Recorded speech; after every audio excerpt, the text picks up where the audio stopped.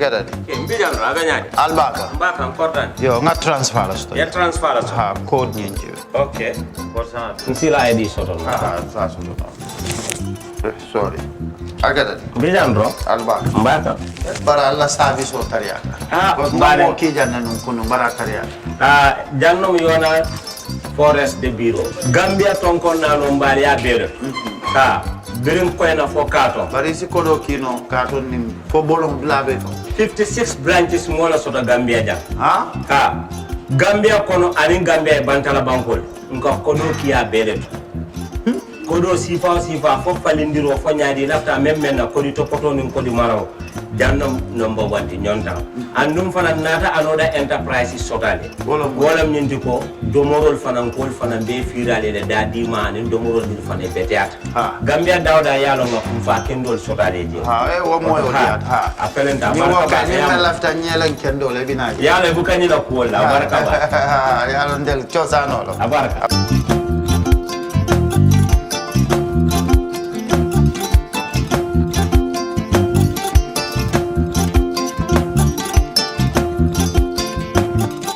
Gamcell data, now even better. Enjoy 20% extra data on all Gamcell data bundles. Buy 20 megabytes and get extra 4 megabytes. Buy 50 megabytes and get extra 10 megabytes. Buy 100 megabytes and get extra 20 megabytes. Any amount of Gamcell data bundle you buy, you will receive 20% extra data for free. Dial *302 data amount hash or go to your Yaiborom menu and choose your data bundle now. Gamcell data, it's fast, lasts longer and very reliable. Gamcell Yaiborom.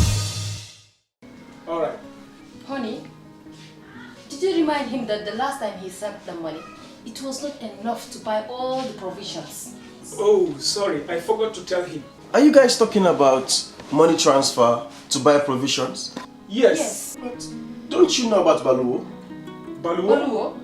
What is Baluwo? Baluwo is a service that your son can use to send provisions directly to you guys from the shop. And you don't have to worry about the exchange rate. Tell me how Baluwo works. It's very simple. Just log on to baluwo.com and shop, or download the app on your phone. You can shop on the website or using the app to buy online basic products for your family and friends. With Baluwo, you decide what your money is spent on. Your money, your choice. Buy online products for your family and friends in the Gambia, Senegal, Nigeria or Mali. Baluwo, better than sending money. For the first time in the history of the Gambia, Gambia Printing Publishing Corporation proudly introduces the Biliomatic exercise book printing machine. The machine has the capacity to print more than 20,000 books per hour. Yes, 20,000 books per hour. It also prints magazines, newspapers, calendars, flyers, normal books and all kinds of printed documents plus items at affordable prices. With the Biliomatic printing machine, GPPC can now render high quality and non-size restricted printing service supply across the sub-region. Rush now and partner with GPPC for all your public and private printing service needs. Print with us today and you'd be offered highly professional, reliable and efficient service delivery by our team of experts. The Gambia Printing and Publishing Corporation is here to meet all demands and is reliable at all times. For more info, contact us on 437-4493 or 437-4402. GPPC is Gambian and it's yours.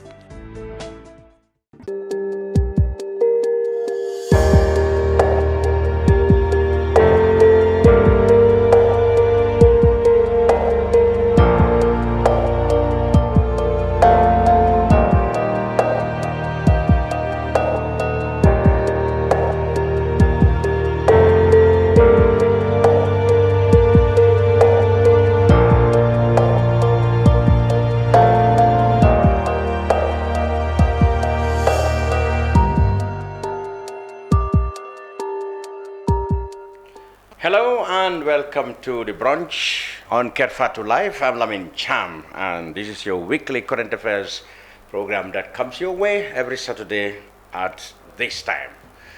Well, today we're dealing with only one issue, and that is the umpires between the oil marketing companies, OMCs, you must be familiar with the term now, and the Gambia government about the pricing system of the fuel or the oil sector.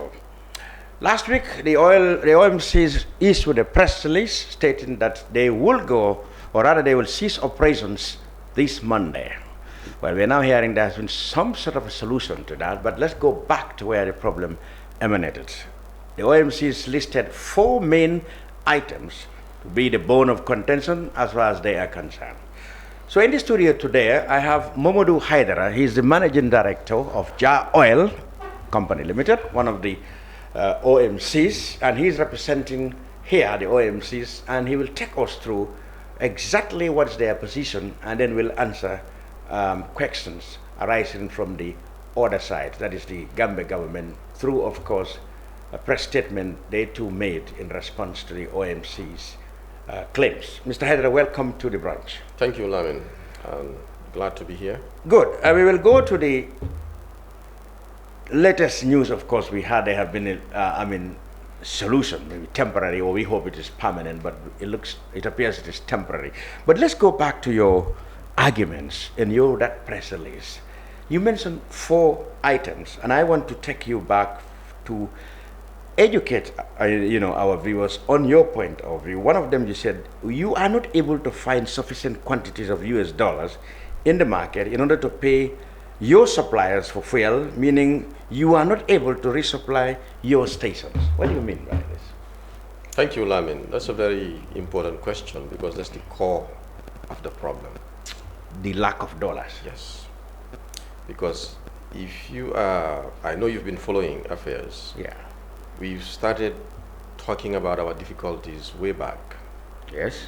And then these difficulties even started way before we started talking about it in public. Mm-hmm. And then key among them is forex issue. Mm-hmm. And then it has come to a point mm-hmm. whereby even the availability in the market mm-hmm. is a problem. Mm-hmm. You can find forex. And then it's not only you can find the forex, but we've also explored means as stakeholders with government. Mm-hmm. We should turn to them because we are 100% regulated. Okay. They fix the rate for us. Yes. They fix the price for us. They tell us how much tax we pay and tell us what you should take home. Mm. So in a business like that, when you have a difficulty, it's natural. You go and consult your partners, that is government, because we are partners in this business. And we started consulting through letters we've dispatched to them to help us resolve the forex issue. And then these consultations were done at individual level, okay, and as a group. But unfortunately, we couldn't get any response from the government. From the government. Okay. That is Minister of Finance, yes, and Central Bank. Mm-hmm. So we were all along, and every time we arrived, we didn't get a response. We are paying the price for it. Because the price is like those LCs, letter of credits, that we work with, that these banks have raised and cleared with us. They are now accumulating in the banks. Without being able to clear them, simply because the banks also don't have forex. So now the downside of that is not only this is a major problem for continuity to receive supplies, but also it accrues penalties for us. For you. So which is another tag, on price the tag, letter of credit. yes, that we are paying as a penalty. That the supplier is saying, or the banks are saying, well, this thing is due, and you have a party agreement, it is to be settled, but it's still standing there. So you pay penalties for it, and these are humongous sums. And if you don't do that, you cannot get another letter of credit. Can't. So we keep paying these penalties, even though it's not captured in the price structure. And what do you make of the government's response there, that the business of letter of credits has to do with your own viability between you and your bank? You know, I found that very puzzling. Yeah. They could have been right if at all we are running a normal business. Normal business, okay. Even this forex issue, they could have said it's none of our business if at all we are running a normal business. But we have been regulated 100%. Yes. Reasons. I see. When we need dollars, we go to the local banks or the commercial banks. And these commercial banks, naturally, most of the time, they will tell you we don't have dollars. But I know somebody, let me call and see if they have dollars. You call this person, he says, yes, I have dollars. How much are you selling it? Now they are not, they're taking the glove by telling you it's not us, it's between you and this person. I see. And then you negotiate with that person, then he tells you, for example, if the central bank rate is 55, then that person will tell you, my dollar actually, I'm not selling it at 65, I'm selling it at 70, or let's say $60 per dollar. So now you tell me again, that disparity, it's not covered anywhere in the pricing structure. So that losses again, you take it. And these are not small losses, Mr. Chan. Yeah. I just want to demonstrate that to you. Okay. For example, if as an OMC, our monthly orders is $5 million, multiply $5 million with a difference of $5. Wow, that could be a lot of money. You know, that's how much? You know, that's a lot of money. You understand? $5 is difference on $5 million. That's a lot of money. A lot of money. This is how much we've been losing on those differentials alone. I see. Then the letter of credit also, those penalties, yes, you know, we are losing a lot, between 85 to 100,000 US dollars. It's not captured anywhere in the pricing structure. Even the LC rate that the central bank is saying, this is what we are tagging our rate for 1.5, for example, or 1%. Yeah. You go to the commercial banks, they speak a different language. They will tell you between 2.1 to 2.5. This again is not captured anywhere in the pricing structure. So all these things I've listed with you is losses, losses, and losses. Who do you blame when there is no foreign currency? Well, naturally we know governments control and manage the flow of foreign currencies, even though we have local forex bureaus. But I think if these local forex bureaus are well managed and controlled, it could help to stabilize the situation. I see. So, but in the recent, yes, we are faced with more crises. This has never happened, remember. I see. Something as bad as this. And we've made our finding. We realized that on the whole, all the forex that has been flowing into this country is also bleeding out of the country to Senegal. Oh, how? Very good. That's something people don't realize. For example, we have a very high rate of the CFA franc. The CFA, It has gained value so much due to the intense trade within the recently with Senegal. Starting from the cement, to vegetables, to containerization of goods. So there is a huge demand for CFA. For the CFA. To be able to do all this trade with Senegal. I see. So that currency has been appreciating, whilst the dollar has been depreciating. You understand? I see. So now, when that happened and everybody is rushing for that CFA, the CFA is just going up, and the dollar is just depreciating. So now what happened is this. You get your dollar, you bought it in this market, maybe for 52. You go to Senegal, you sell that dollar, come with the CFA, and convert it with that high value. That dollar will end up 62. 62, absolutely. So every businessman will like that. Before I sell it here for 55, let me go to Senegal and I'll get 62 to 65. Due to the exchange rates. So naturally, these are the problem. This is why all the forex is bleeding into that Senegal. So it's not it's not just a fuel thing. It's a general fear that people are saying that we are losing competition in all kind of things to Senegal.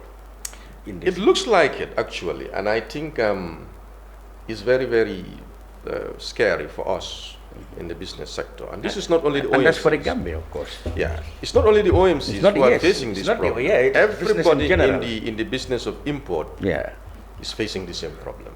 I see. Let's move on to, that's well explained. Let's move on to your next argument in your press release. We're going to deal with them and then look at what they responded. You said in the last 3 months, government pricing structure have imposed you, the OMCs, to bankruptcy losses if you continue for another month.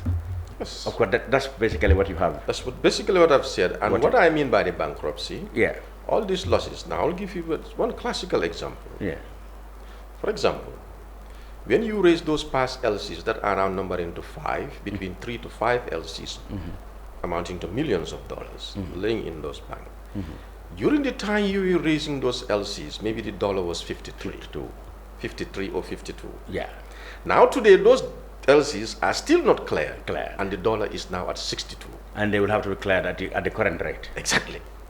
Now tell me, if you have a $21 million of LC areas, apply that with a difference of $8. That will be colossal. It's a bankruptcy. It's a catastrophe. So this is what you mean by your number 2. Exactly. Number 3, I think 4. In addition, these pricing structures have been such that government only cares about recouping as much revenue as possible from the amount it claims to have subsidized in recent months. In their effort to do this, they are putting at risk the continuity of business in the sector. For example, in October, government price structure for gas oil, the margins for the importer is $2.60 per liter. The margin for oil marketing was 5.5. But why do you come to all this when government says they are doing a lot of subsidies so that I and somebody else in the street can get fuel cheaply from your stations? So with all the subsidies that government said they are doing, you are saying that they are recouping, so to speak, in your own language, as much revenue as possible from this. How? That language is well measured. Because what we mean by that, yes, with all fairness, Lamin, we have to be honest. Yeah. Government has made efforts during the peak of the crisis. And they said you hardly mentioned this in your press release. I'll come to that. In the peak of the crisis, they have made efforts to make life easy. But what they are also missing is the efforts we've also made. You know, if we are partners, you don't always say me, you say we. It's fair enough, right? Yeah. I'll give you a classical example. When the crisis, these issues have been dragging on way back in October last year. Yes. That is when we had the force crisis linked to the gas petroleum shortage. Yes, that's right. There was a shortage in the country. Everybody was panicking. Exactly. And then we rushed to Senegal, source fuel, to make sure that we keep those pumps dispensing. And then when we did that, there was no profit, to be honest with you. All we are focused on is to bring the product. If we can get our cost only, that's fine. We did that for the sake of the country. And that went on, no profits. Then, after that, this crisis was wrapped around that thing. And then fuel prices were supposed to be going upward. But appeals were made to keep it steady. We did. To do that, it was our margins from the importer to the dealer's margin, to the exchange rates, to the LCs that were cut here and there to make up for little difference that will be kicked out there. Government also said, okay, to meet you halfway on that, if we are to receive $2 is for tax, or let's say $15 is for tax, we'll forgo 5 and take 10, or we'll forgo 7 and take 7. Sometimes in the middle of the Ukraine crisis, when matters become so bad, you know, it is true, they were foregoing a lot of tax to make sure, but not to us actually. They're foregoing that so that these prices can be affordable. But on top of that, we've also cut and slashed all our margins. At some point, there was this one margin that the importers, that's the only margin the importers take as a profit, if you want to call it that way, or as a cushion. It's called the importer margin. Was slashed from 105 to $40 per ton. How many percent How many percent slash is that? It's a lot. 70%. So that's how much we've also been giving. But they've never talked about this. So this, when we put the numbers together of how much we've sacrificed, we checked it as a group. We realized that the OMCs alone have also subsidized close to $400 million. Close to? $400 million. The government said they are in 1.2. But for us as a sector alone, we are all to give that out. And that doesn't take into account of the losses of the differentials in the dollar rate, which has been a lingering problem. I see. If we have to add all that there, we're very close to what they are quoting. I see. So this is the problem. So we happily did that at the time because it is our nation, it is our country. We have to be fair to each other, and we. So basically, you said they get $17.99 per liter. You get only 78 buduts. That's how bad this October price structure is, and that 78 buduts is not inclusive of our running costs, which is huge. Salaries will come out of that, energy bills will come out of that. You know, to keep up the standards set up by the regulators will come out of that, and other regulatory fees. And name them. It's not even covered. I see. And not to talk of the elephant in the room, the losses on forex that we are facing on our back LCs and the penalties. We didn't even add that. So if you put all these things, we are in the negative. There's no 78 bureaus. And they are saying they said they cannot. They argued that your claim that you are incurring losses has not been substantiated with any financial statements as proof of the said losses, and it's surprising how this was possible given the subsidy they extended to the sector. You see, does it have to take you giving them your bank statements for them to believe it? You know what we did recently? We opened our books, and we have offered to open our books in the past to them. If you don't trust us, ask us to bring you proofs. Okay. But they never want to take that route because they will see the facts. You see that press So why are they saying that they didn't see any such evidence in you? We've presented this evidence several times. We've wrote letters several times, tabulating them, and we've told them not to believe us. They have a national carrier that is GNPC. Yes. Let them go and get the facts from them and see what they will tell them. We've tried to be more practical. But there's a problem when you are working with a group. Yes. And there's one person who wants to exercise dominance over the group. Yeah. He wants to be so obstinate and doesn't want to see any facts. I see. When somebody doesn't want to believe, you cannot make that person believe. No matter what you do and how much you try. Unfortunately for us, I think this time around, we are able to talk to some very reasonable people. Okay. When they saw these proofs, and they concord. But of course, nobody can run business like this. Okay. So they also said that actually they were surprised that instead of consulting them as you agreed, they saw this in the newspapers and the press. They said they were disappointed. Mr. Cham. Why didn't you, or have you done that? Mr. Cham, we have tried. If I tell you the number of letters we have shared with these people, it's numerous.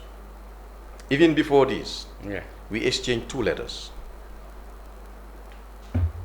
When we first saw the problem that this is a no-go area, we wrote to them.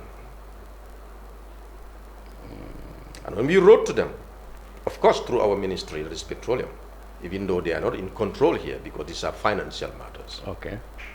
Petroleum is just the facilitator to make sure that they mediate. When it comes to the financial components of the pricing structure, their hands are tied too. It has to be approved at the Ministry of Finance. And whatever that person approves, that's what they will publish. I see. So when we wrote to them, we showed them this, realizing that everything we are talking about, this complaint, is all a financial matter. They replied that they will forward our concerns to the Ministry of Finance and get back. I see. We gave them that time. So even though there's a Ministry of Petroleum, but much of these things done by finance? No, it's finance. When it comes to these, that has financial implications or tax implications, it is finance. Petroleum cannot take decisions on those. Okay. All right. Now let's deal with some other arguments that came from some people. They said, okay, this particular commentator said the oil marketing companies should not be allowed to hold the government to ransom. The companies have formed themselves into a cartel, giving themselves extraordinary powers over the supply and price of fuel. Cartels are not tolerated anywhere in the world. Even in the United States, with its liberal economy, they have the strongest antitrust laws in the world. The government should open up this sector and allow for more competition. If the government has to negotiate, it should negotiate with suppliers on a one-to-one basis and not with what he called a cartel, that's you and your other OMCs. While doing that, the government should review its subsidy policy critically and look at other options in respect of moderating the effect of high prices on the most vulnerable. The government should also look at the possibility of holding security stock of fuels and at affordable levels. It's not only this man who said you people operate like a cartel. You want to hold the government at ransom. Mr. Cham, I'm glad this writer pointed out some salient points. But let's ask ourselves, how did we get here? Okay, all right. You see, as OMCs, we hold the security stock of this country. Even though it shouldn't be our sole responsibility, but we hold it. And as OMCs of the Gambia, we are very proud to say this. Every country, globally and in the sub-region, has suffered some form of a crisis during the peak of the Ukraine war, except the Gambia. At some point, even our neighbors were relying on the Gambia. But I have had government officials every time blaming the Ukraine war as part of the problem. Even our neighbors here, at some point, they have to fall back to us to bail them out. This small country. We have a very meticulous OMCs doing oil business in this country that are selfless. If we were selfish, the moment these problems of slashing our profit starts, we would have raised the red flag and did whatever we have to do to make sure that it is restored back 100%. But we let it go because we accepted that we are going through difficult times. And the sector cannot be a cartel. Like I told you, we are a partner with government. We don't fix our price. But he said in order to deal with you people effectively is to make it more competitive by opening up the sector. They think you guys seem to have some monopoly of the thing, and then you can do whatever you like. The government that is a misinformation. The petroleum sector has no monopoly. Every time there are applications flowing out of Pura for new petrol stations. Just recently, somebody came to me. It's a brand new petrol station, new in the market, with one petrol station, and then was coming for us to help him start up. And things like these are always sprouting out. There's no monopoly in this market. Tell the writer, if he's interested in the market, let him come on board and fill his application and go to Pura. And anytime Pura said, no, we have closed applications, then he can go with that assertions. So let's move on now to the resolution of the matter. We understand some sort of resolution agreement has been reached.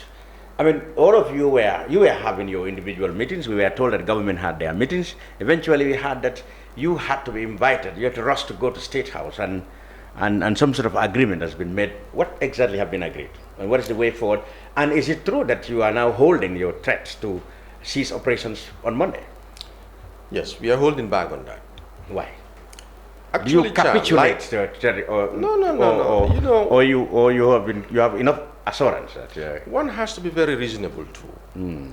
Remember, we are businessmen, but we are Gambians too. This country belongs to all of us, and we should all love this country. And this is why in the past, despite all the difficulties, we've been trying to swim along through that difficult water, just for the sake of avoiding a panic. If it was not too extreme this time, maybe you would have even passed October again without nobody hearing. Of course, we will write to the stakeholders to tell them that this is not okay, but we will still be going on.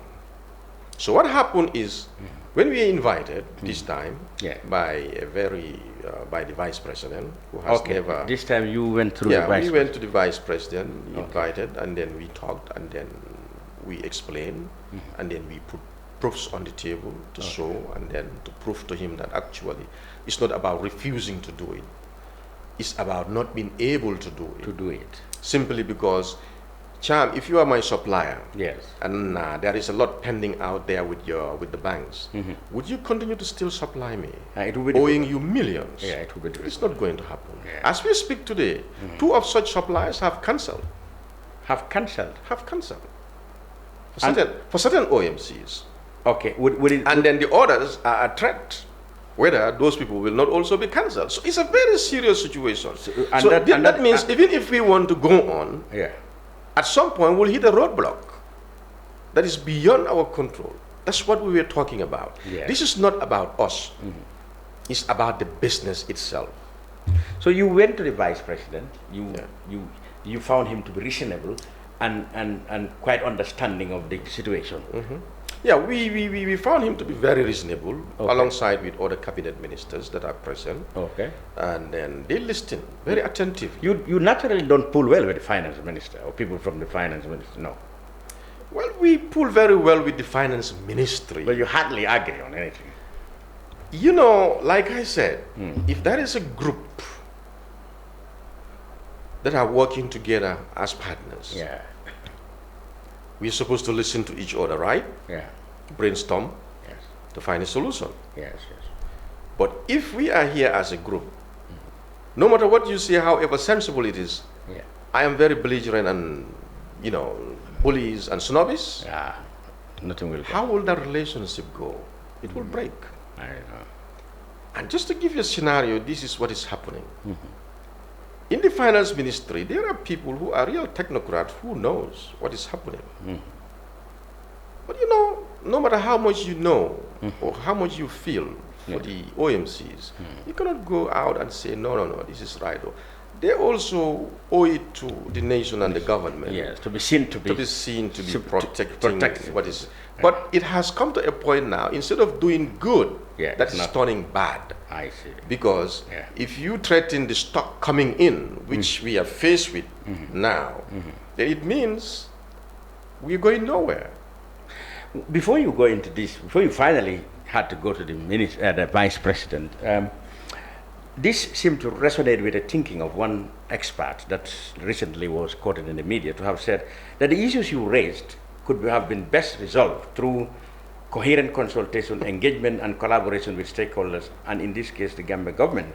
At most, he said, the OMCs, that is you people, your plot could be compared to playing softball with dirty politics, trying to get the government to respond to your demands, knowing full well that we have a reactionary government that ignores the long-term consequences of its actions. So you knew very well that this government is reactionary and maybe they are slow and they are weak, so you could hold them and ransom. No, Mr. Chairman. He said you playing politics. No, that's far from it. If we had wanted to play politics, we would have played it long since last year. Okay. But instead, even though the market situation was not favorable at the time, and we don't want anybody to take political favors through us, we were very, very responsible enough to stay out of that line. Opposition politicians are known to be very much clapping and dancing whenever you come up with these threats. No, it is not a threat. There is something you call an empty threat just to cause a panic. I see. But Mr. Cham, if I lay down the books out with you, I see. You see for yourself, you know that this is not even a threat. It's a reality. I see. It is a problem we are facing. Yeah. It's not a threat. And we don't want to play any politics out of this. I see. And this is why I said, when we spoke with the stakeholders and show them these things, and put them out to them, and lay it out to them, they could see a real problem, and they saw it. And I was surprised that at a certain level in government, they were not aware of the real picture. I see. Even though we have wrote several letters, consultations were done several times. We've wrote numerous letters. We've made several meetings in trying to resolve these issues way back, months back. But we are not able to make any headway, Mr. Chan. Let's go back to what happened yesterday. Yes, we were discussing what exactly you agreed with. Yes, you found the vice president very accommodating to your views, and what happened next? What happened next, for example, if you call us and want to know, we explain everything, and you understood everything. The next thing is, as a responsible citizen, of course he owes to the country, is to, he told us that he will try to solve this matter within the shortest possible period. And then to be able to do that, he needs time. Of course we understand this. We don't expect him to take decisions just yesterday. He needs to make certain consultations, make certain meetings with certain stakeholders. We know this thing. This is why it is reasonable if somebody tells you, give me time to look at everything, discuss it with the right players, and then come out with a solution that will work for both of us. It's a fair statement. Based on that. But he belongs to the same government you have been. Yes. But what guarantees do you have that he would change things? We have faith. We've always been living on faith. The reason why we are here today, when this matter has started way back in the beginning of the year or last year, is because we've always had faith on promises, certain people were giving us. We come to realize in the middle of it that those people, some of them making these promises, their hands are equally tied. Then we reach out to the right players also, wrote letters to them, numerous, who could solve the problem, that is the finance sector. And we realized that instead, it becomes a snob. What we get is a snobbish attitude. Some of the letters are not even responded. They don't even respond to these letters. The only ministry that was responding is the petroleum ministry. But all the others never respond. So it was like a snobbish. So what made you believe that the rest of the government are not aware of this? Vice President, for example. Well, I believe that maybe he is not aware. Because, this is what I want to believe, to be honest. I don't know how, but I believe that maybe he didn't know the picture well? He didn't know the true picture. You can know something or hear something, but you might not know the true picture. This is why at some point we were even trying to negotiate to see the highest man in office so that we can lay down this, because sometimes we know how things play out. If you are the focal person dealing with us, and maybe you are prejudiced. Exactly. And maybe you are not reporting to your boss the right things. You are only reporting things there that favors your story. Then the other side will never be known. And the right action. So this is why, and the right action will never be taken. That's what we suspected ever since. This is why this time we said this is an opportunity to see whether they even understand what was happening as we were contemplating. And to our dismay, we realized that they didn't know the severity of the problem. And for him to solve it, he needs time. And we gave him that time. And we called off. But do you know that even giving the time and calling off the sit down, as we are speaking, Mr. Cham, every liter that they are dispensing in our stations, we are losing money. Yes, that comes to the point that how long or how many days have you given this much trusted mediator now in the government? How long are you going to keep that? You of course are holding back Monday's action, but for how long? Well, we've given him a reasonable time. How long? I wouldn't want to put a time frame to it. You don't want to put a time to it? No. Because they know why. Let me tell you why. He has promised a certain time frame. But I will want to keep that out of the public view. But in the meantime, it is a very, very short time. So in the meantime, but reasonable enough to make consultations. In the meantime, as you claim, losses have been made. The suppliers are threatening to get so. Eventually, the longer it takes before a final solution is found, the higher the risk of fuel shortages by way of suppliers cutting off. And that is what is our biggest fear. Not only the suppliers holding back, like 2 has cancelled vessels. That's already happened. But there are still others. How much percentage is that going to be? So it's a reasonable one. Very reasonable. And that's absolutely But there are some still coming, and negotiations are continuing with those ones. I'm sure at some point, if the matter is resolved quickly, confidence will be gained so that those people can resume quickly. And then continuity will be there. And this is what we are hoping. But to be very honest, the damage was done long since. This discussion is unfortunate It's just happening now. If it had happened earlier, maybe we would not have been even here.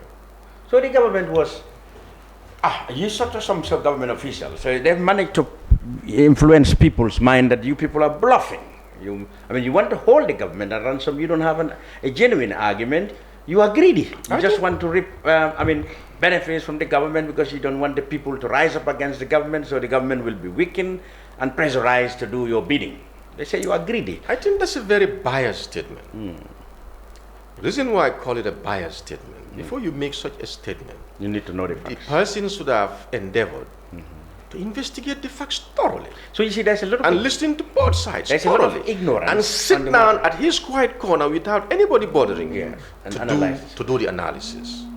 Then you can come up as a human being to see, I think they are just crybabies, or are they are just very unreasonable.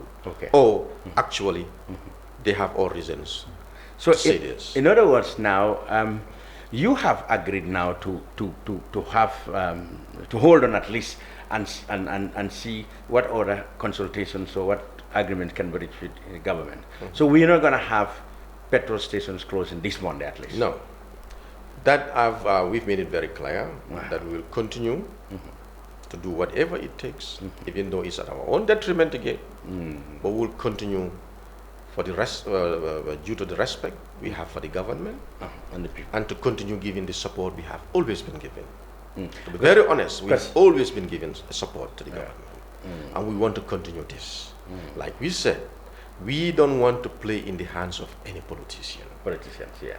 That is something we are running away from. Okay.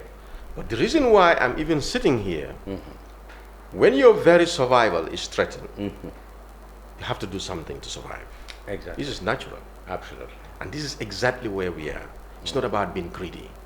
If at all we have been greedy, we will not just go yesterday, for example, and tell them that you just fix us the forex issue and the rate alone, and we will still manage to hustle. We would have gone with an array of demands. Give us more margin, we are losing money here, make us get money here, but we didn't even raise anything about gains. All we raise is help us get out of this blockade. The blockade is we have pending LCs. That is going to cost us hundreds of millions. How can they solve that now? It's left to them as a government. The way we think forward is the central bank holds the national reserves. But didn't they say they have, the government, the president always feel proud that they have import cover for a certain period. Where's that money? Well, I don't know. Maybe they still have it, but maybe also they don't want to put it into release it into the phase, thinking that it is not too serious. But now I believe they know how serious it is. So we are hoping that maybe they will release something. If they release something, we are not asking for anything. Take the dollars equivalent of that. We have them. It's not that we are asking government to give us money. We have these dollars sitting in our accounts in billions. You cannot trade with it. We cannot trade with it. You can only trade with a dollar. It is just sitting there, and the banks are making best use of them. Whilst our problems, all we do is we are paying penalties. So all we ask them is very simple, champ. And a reasonable person talking, if a person talks that way, see that person very reasonable. I'm not asking government, give me money for my business profit. I'm telling him that deblock the way, unblock it. And what is the unblocking? Provide the forex we need to clear this backlog of LCs, and then give us a reasonable rate that is factual in nature. Yes, there are been arguments that the rate that the government has been trading is actually fake. The actual exchange rate is higher than that. Of course, Lamin. I didn't tell you that. I'm sure you travel. Yeah, of course. When you are traveling, when you go to the bank, you see on that board, the dollar is 51, for example. Do you buy it at 51? Tell me, let us be honest to each other. I know. You always buy it at something higher than that. And that is you as a simple traveler. But for us, who needs millions in those dollars, they even charge us more. I see. We've been crying about this. Don't give us money freely, but just cover the cost. Because you are controlling and regulating us, you control our price. If at all we were in another business sector, we would not be having this discussion. But would the government be in position to fix a rate for the foreign currency when they don't have enough for themselves? Well, that is a question I think should be thrown back to the economists to figure it out. But I think it's going to be very difficult because there is a scarcity. Exactly. Extreme. And the factors that led to the scarcity are understandably beyond the control of the government. Exactly. So you can entirely blame the government. The main culprit, like I told you in the beginning, is the CFA franc. It's the CFA franc. But you see, the government can do something, like you said, to stop us losing competitive edge to Senegal. You know, I cannot speak for government. Well, as no, an you can individual, speak for the government as a businessman. As an individual person doing business, my business is my government. Speaking on behalf of that government, that is the business I do. I have to look at the interest of that business for its viability. Is that not where the trouble is? You are looking for your own interest. The government is looking for interest of everybody. Exactly. Now, as a government, look at your own viability. I believe. This is what I believe. But now, if your trade volumes with a neighbor that uses CFA is so huge that your dollar is losing its value because everybody needs that CFA franc to do business in Senegal. Effectively, the value of that dollar is depreciating and that other one is appreciating. This is normal. Wasn't it the other way around many years or decades ago when... Yeah, it's the opposite. It was the opposite. Yeah. The Senegalese, in those heydays, people were rushing. Yes. It was the opposite. So, and you know why? Yes. Because the trade volume to the Gambia was higher than between the two countries than Senegal. Now so everybody needs the dollar. No, that's the problem. So you see, the dollar was distant. The dollar was in fact higher even now. You know, Mr. Jam, sometimes what baffles me, you don't need to be a doctor in economics or a PhD holder in economics to understand these simple things. But now what baffles me, you see people who studied all the books in the world. Yes, educated people themselves. And they cannot see just simple things that are natural in nature. Yes. Demand and supply. Absolutely. So this is the problem. Can you imagine 100 trucks of cement loaded to the Gambia? You know how much dollars is that? And all that dollars has to be converted into CFA. Do you know the scramble that will happen every day? Everybody is scrambling for that CFA. So they go for the highest bidder. Yeah, that's right. So it's a natural and simple analysis you can do for yourself. Yeah. But you know, like I said, maybe also there are good things about it. Personally, I haven't seen anything good about it. Anyway, so I think, Mr. Hydra, we have really covered a lot as far as this impasse is concerned. And let me have a last word from the OMCs now. Yes, you have held Monday's planned action, and you're waiting for at least a reasonable time for the government to fix some of the major concerns to avert suppliers actually cutting off supplies, in which everybody... Finally, I will leave the last word to you. What do you think is the solution? And what do you have to Gambians sitting over there worried about this? The solution is only one and one. Let's fix the forex issue. Both the rate and availability. Business can go as usual. And the whole people watching will know that when it comes to the rate and availability, no OMCs or business controls that. I think everybody will agree with that. And this is our cry. Because if they fix the rate also properly, that 78 buru might go to $1 or $1.50 or even $2. So at least you can swim through those waters again, even though it is not good still, considering the humongous overheads you have. But at least you are not losing your capital. This is the key. It's not about us wanting something. It's about us not being able to sustain due to something that is beyond our control. If at all I am a rice importer today, I will not have this discussion. It's my business. If the dollar is 70, I will go to Senegal and buy it at 70, and I'll plow it back, like what they've been doing. Yes. And then there'll be no problem. But for us, we are not at liberty to do that because our rate is fixed by the central bank. At a rate that is not even the true reflection of the realities in the market. Yes. So you can't... And this is the argument we've been having all these months. Yes. Reflect the true realities on the market. Don't try to quote for me that you don't work that way, you cannot work with the parallel markets. But if the government is not also controlling, fixing the rates, people have suspected that you people will be even more greedier. You could fix your own, again, false pricing, and the whole of the government, the whole of the people will suffer. So the government, definitely, some people will say, doing right in order to regulate and fix your price. We cannot do that. Tell me how. Why? Well, how can't you do that? Minister of Finance controls all these commercial sectors, the banks, and they report to them regularly. Yes.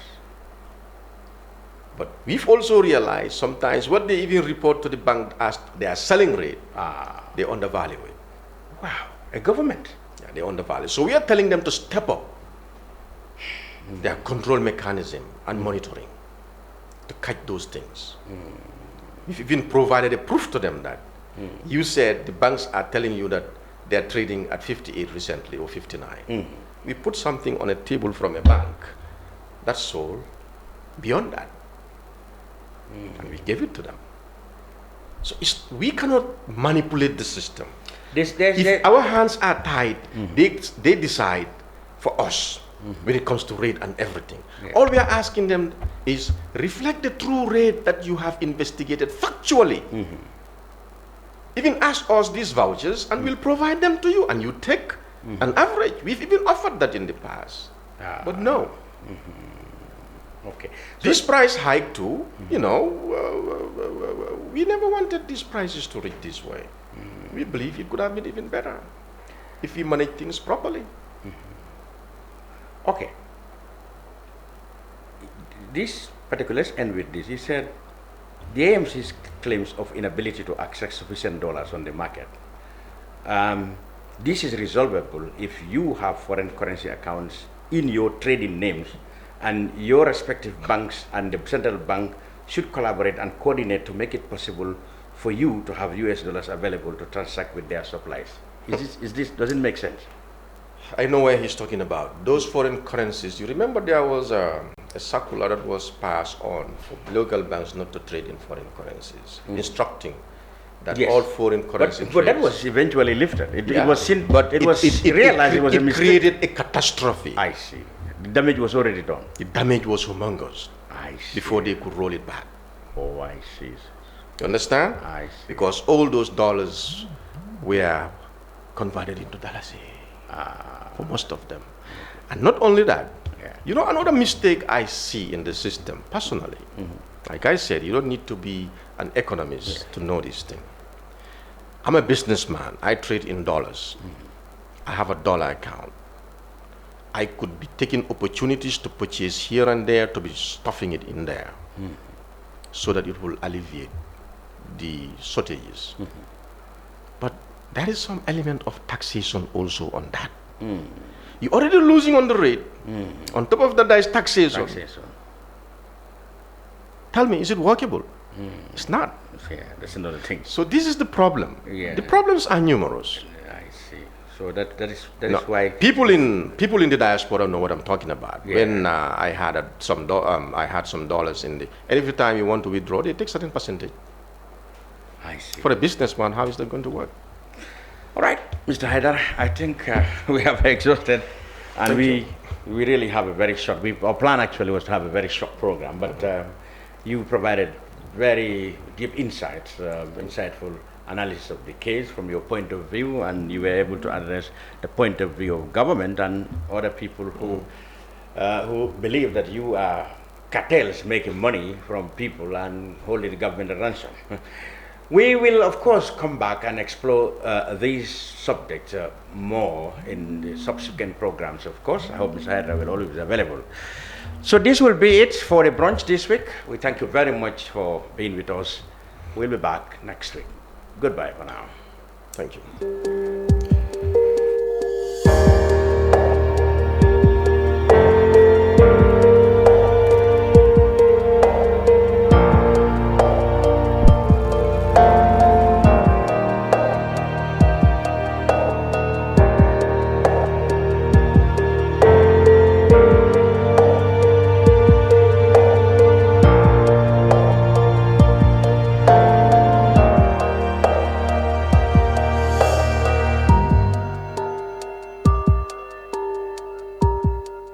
We live in a day and age where technology is creating a world without borders, filled with unlimited potential to improve the lives of the people around us. Innovarex Global Health ushers in a new way of leveling the playing field with increased access to quality healthcare services delivered at your doorstep. Our qualified professionals are equipped with state-of-the-art point-of-care testing technology to conduct tests such as kidney function, liver function, electrolyte tests, body composition, hemoglobin, A1C, and many more services with the highest efficiency in delivering results. The addition to our flagship Wellness on Wheels, more fondly known as WOW Delivery Service, brings the entire clinical experience full circle. IGH has remained committed to creating the future of healthcare delivery. Gone are the days of sending loved ones outside the country for basic medical services. Innovarex Global Health offers a new peace of mind and takes pride in delivering the quality of care we all deserve. Islamic microfinance is becoming an increasingly popular mechanism for poverty alleviation, especially for developing countries around the world. This microfinance service adheres to the principles of Islam as a form of social responsibility. Yona Islamic Microfinance is the Islamic microfinance of choice in the Gambia, trustworthy and reliable. At Yona Islamic Microfinance, we provide savings products, current accounts, financing products in conformity with Islam. In addition, Yona Islamic Microfinance also offers local and international remittances, takaful fund, management of zakat, management of awqaf, trading and investment, and building of strategic partnerships to bring financial services to the doorstep of the poor with donor projects, madrasas, youth organizations, women groups, and farmer organizations. Make a choice with Yona Islamic Microfinance today. For more information on Yona Islamic Microfinance, call 377-2151 or 9832-151 or visit Yona head office at Tipa Garage, Bakote, or visit any Yona branch located countrywide near you.